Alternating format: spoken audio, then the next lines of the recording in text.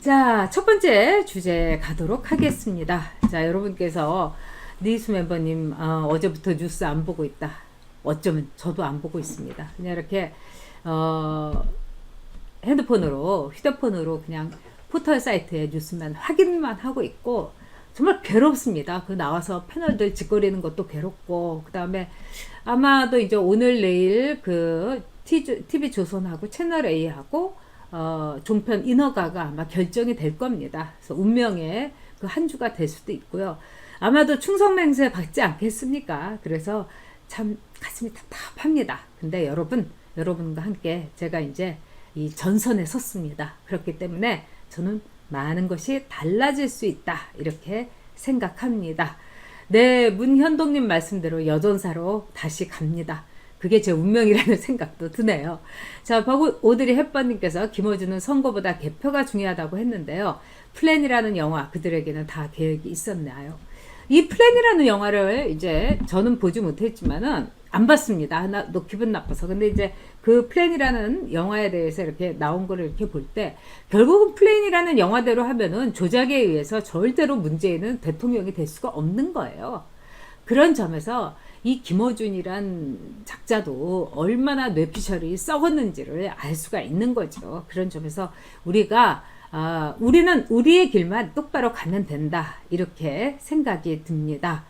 자, 한성중님, 정봉주는 어떻게 됩니까? 어떻게 되기는요. 잠깐 이렇게 자기가 막말한 것처럼 뭐 최고위원 여기서 빠지지만 정봉주는 아마도 3명의 이 손혜원과 더불어서 3명의 비례대표를 냈기 때문에 그거 가지고 끝까지 장사할 겁니다.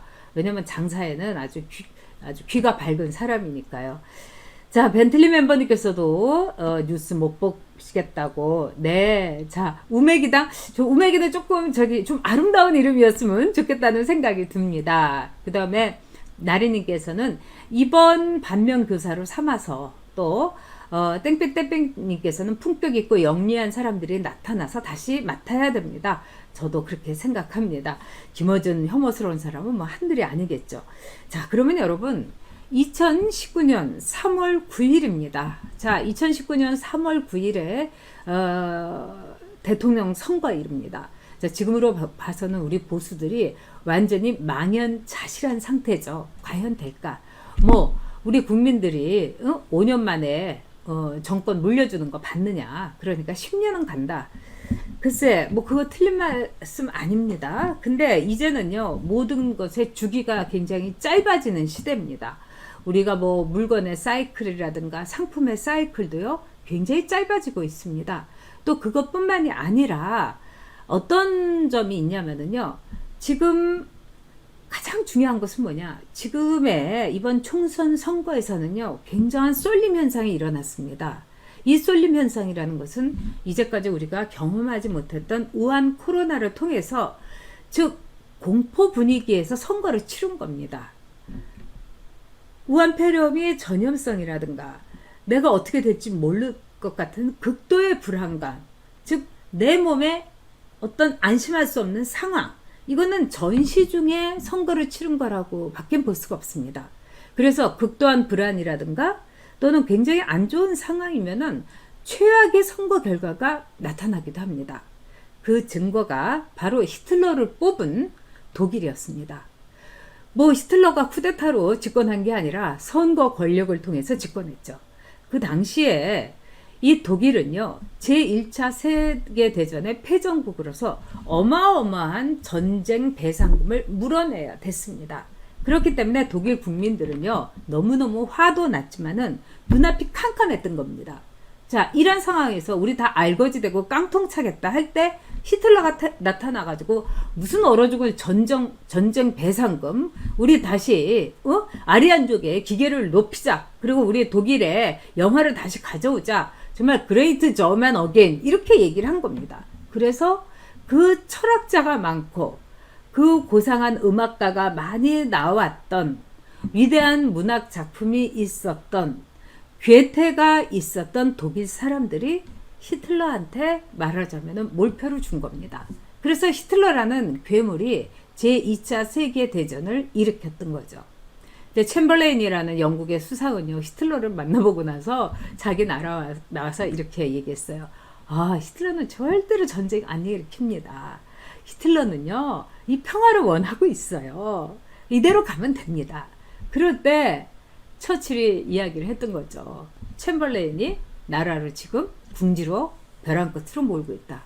처칠의 말은 맞았습니다. 그래서 제가 여러분들한테 꼭 보셨으면 하는 영화가 처칠의 그 다키스트 아워라는 영화입니다.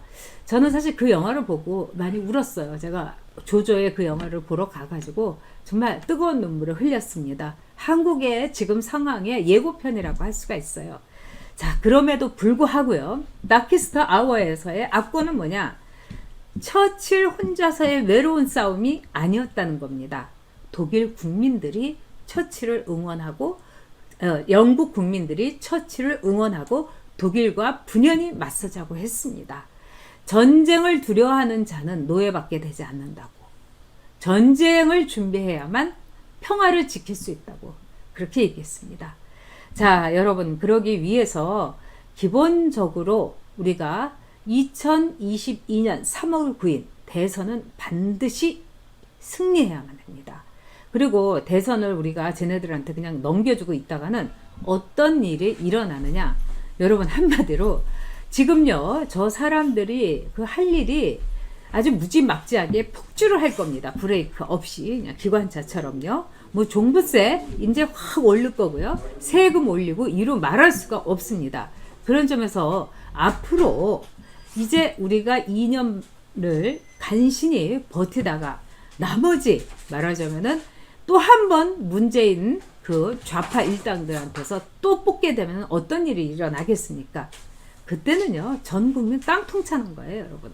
그리고 뭐 아예 바닥에 뭐 눌러 앉았다가 그 다음에 다시 일으키면 되죠. 그때는 여러분 일으킬 힘이 없습니다. 그렇기 때문에 우리가 2022년에 보수 대권 후보 반드시 우리가 탄생시켜야 되고 그 대통령 자리에 앉혀야만 합니다. 자, 그러면은요, 여러분들께서 어떤 보수 대통령 후보가 꼭 필요하다고 생각하시는지, 자, 지금 여러분들 이제 니스님께서 젊은 감성으로 가야 된다. 네. 우리가 애국한다고 태국기 들고 나가도 이제는 공감을 못 얻습니다. 방법을 바꿔야 됩니다. 저도 그렇게 생각을 합니다. 자, 이 사전 투표한 문제는 심각하기는 합니다만은, 또 저도 이렇게 지켜보긴 합니다만은, 지금은 우리가 전열을 정비하고 새롭게 우리가 우리의 무기를 다시 한번 갈고 닦을 때다, 이렇게 생각합니다.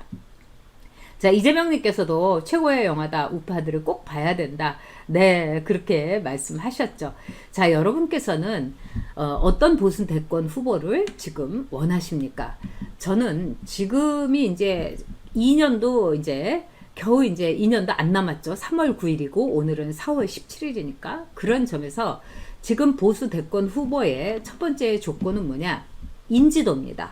즉 인지도가 높은 후보를 우리가 보수에 말하자면은 대선 후보로 내세워야 됩니다.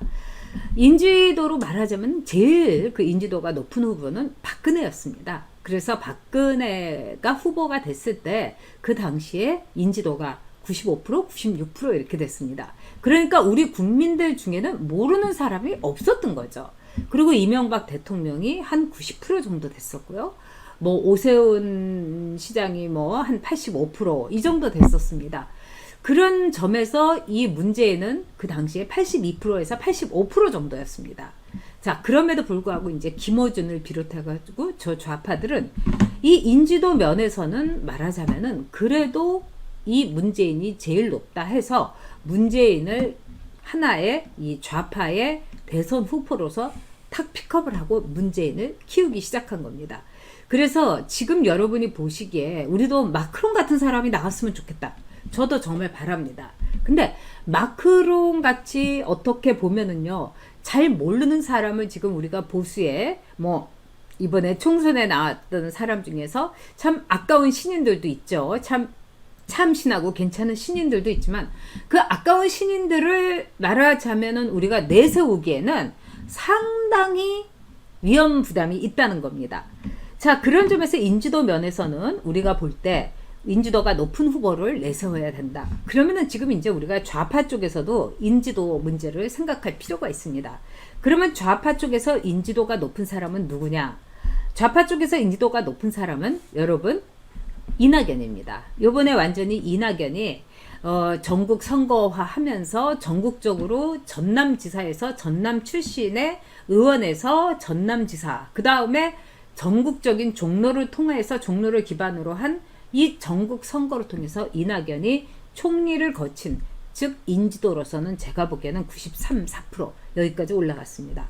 그 다음에 좀 검은 인지도, 흑역사의 인지도로서는 조국을 빼놓을 수가 없습니다.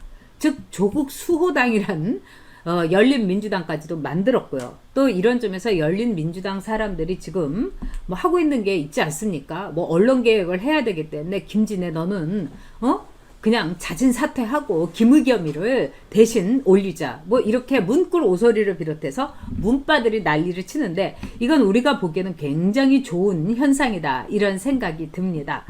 자, 그런 점에서 이낙연과 조국이 인지도, 이 점에서는 상당히 뛰어나다. 이렇게 볼 수 있고요.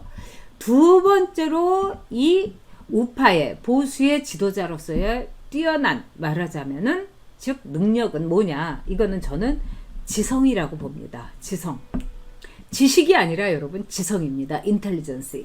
즉 지성이 떨어지는 후보는요. 말하자면은 굉장한 어려움, 고난, 그 다음에 자신에 대한 공격을 받아칠 수가 없습니다.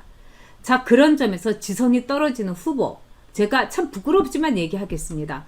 박근혜, 이명박, 황교안, 지성이 떨어지는 후보였다. 이렇게 생각합니다. 예를 들면 이명박 대통령은요. 이명박, 즉 우파 정권을 흔들기 위해서 즉 광우병이라는 저항 시위를 벌였는데 거기에 대해서 아침 이슬을 들으면서 뭐 뒷산에 올라가서 눈물을 흘리고 명박산성을 쌓고 이거는요. 배짱이 없는 게 아니라 지성이 모자랐습니다. 거기에 대해서 즉 머리가 있고 그동안 쌓인 지성과 보수의 가치가 있으면은 명박산성을 쌓지 않고 광화문 이순신 동상 앞에 딱 앉아서 나를 죽이라 하고 그런 지성의 반격을 할 수 있는 겁니다. 자, 그런 점에서 우리 쪽에서의 지성이 있는 후보, 그러면 저쪽에서 지성이 있는 후보는 누가 있겠는가? 다행히 저쪽에서 지성이 있는 후보는 없습니다. 조국도 공부 안 하는 사람이고요. 뭐 진보 집권 플랜을 했지만 이거는 제가 그 책을 정말 2번이나 읽었지만 여러분 조국이 아니라 이거는 오연호라고 오마이뉴스에 있는 사람이 쓴 책입니다. 그래서 조국은 아닙니다. 그 다음에 세 번째는 뭐냐? 매력입니다, 여러분. 매력. 이 외모 플러스 그 다음에 스토리가 있는 말하자면은 유권 그 후보자가 필요합니다. 자, 매력적인 측면에서 최고의 매력을 가진 사람은 보수에서는 이제까지 박근혜라는 후보였습니다. 박근혜의 그 매력이라는 거는 국민들이 하다못해서 이제 보호해 주겠다 이렇게까지 나오는 매력이었죠. 내가 저 여성을 보호해 줘야지. 뭐 집도 절도 없고 뭐 집도 저기 비싼 집이 있었습니다만 또 나름대로 어떤 점에서는 스토리텔러였던 거예요. 아버지 돌아가시고 어머니도 흉탄에 돌아가시고 동생들은 막 속썩이고 이런 점에서 이 매력 자본이 탁월했던 것은 박근혜였습니다. 그러면 저 그 진영에서 이런 매력 자본과 스토리텔링이 탁월한 후보는 누구냐? 저는 뭐 유감스럽지만 이재명이라고 생각합니다. 이재명의 제가 이제 자서전이나 이 전기를 읽어봤는데 사실 그 이재명의 그 자서전 같은 걸 보면은요. 뭐 무슨 공산당 선언 비스무리한 뭐 노동자의 권리하라 뭐 이런 책 빼놓고 자기의 자서전은 상당한 스토리텔링이 있습니다. 그래서 저쪽에서 말하자면은 내세울 수 있는 이 스토리텔러로서 나름대로의 그 좀 괴기한 매력이 있다고 할까요? 이거는 이재명으로 볼 수가 있는 겁니다. 그 다음에 인지도, 지성, 매력 다음에 어떤 말하자면은 이 또 능력이 있어야 되느냐. 자, 이 능력은 뭐냐? 남성성입니다. 여러분, 남성성. 제가 왜 남성성이라고 그랬냐? 이제 이 남성성이라는 거, 그 다음에 여성성이라는 거, 지금 볼 때는 저는 이제 우리나라에서는 박근혜 여성 대통령에 대해서는 한동안은 여성 후보자에 대해서는 아마 등을 돌릴 겁니다. 그렇기 때문에 제가 보기에는 남성성, 아주 남자가 갖고 있는 특징이 있지 않습니까? 사냥꾼적인 기질이라든가 그 아버지, 그 근엄함이라든가 늠름함이라든가 믿음직함이라든가 육체적인 강인함이라든가 그런 점에서 상당한 남성성을 필요로 하는 그런 이 지도자가 필요하지 않는가 저는 이렇게 생각합니다. 그럼 저쪽 진영에서 남성성을 가진 지도자는 누가 있는가? 제가 보기에는 없습니다. 자, 그 다음에 5번째로서는 여러분 여성성입니다. 여성성. 자, 여성성? 아니 남성인데 어떻게 여성성을? 이거는 제가 여러분들에게 많이 그동안에 강조를 했던 겁니다만은 남성 그 정치인은요 그 여성성을 갖고 있어야 됩니다. 또 여성 정치인은요 남성성을 갖고 있어야 됩니다. 여성 정치인이 너무 나약하고 하늘하늘하게 보이면 안 됩니다. 자, 여러분 메르켈이라든가 또는 이 대처라든가 이런 여성 정치인을 보십시오. 굉장히 남성적이지 않습니까? 이건 뭐 치마만 둘렀지 대처는 남자보다도 더한 배짱과 또 전쟁에 대해서 깃발을 흔드는 저력을 보여줬고요. 메르켈은 맨날 바지만 입고 물론 드레스 입은 것도 보셨겠지만 메르켈이 갖고 있는 불굴의 의지라든가 또는 굉장한 그 늠름함, 용감함, 용기 그 여성 정치인이지만 남성성을 갖고 있습니다. 그래서 남성 정치인이지만 여성성을 갖고 있는 말하자면은 이 정치인이 나와야 된다. 그래서 또 6번째로서는 젊음입니다. 젊음. 지금 그 김종인 씨가 이런 말을 했어요. 다음에 이제 이 통합당의 대권 주자로서는 이 40대 내지는 50대 초반이면 좋겠다. 저도 그렇게 생각합니다. 일단은 젊은 사람을 내보내야 돼요. 그래서 60살 아래여야 된다. 그러면은 저 진영에서 60살 아래인 사람은 조국밖에 없습니다. 그리고 김경수가 나올 수가 있겠죠. 자, 지금요 이렇게 볼 때 우리는 저 진영에서 일단 보수 대권 후보의 조건, 여기서 우리가 인지도, 지성, 매력, 남성성과 여성성과 젊음 이렇게 6가지의 조건을 얘기를 했습니다. 그러면 저쪽에서 나올 수 있는 제가 이렇게 보면은 나올 수 있는 후보는 이낙연, 조국, 그 다음에 이재명, 저는 김경수 이렇게 4명을 봅니다. 저는 박원순은 별로 변수로 보지 않습니다.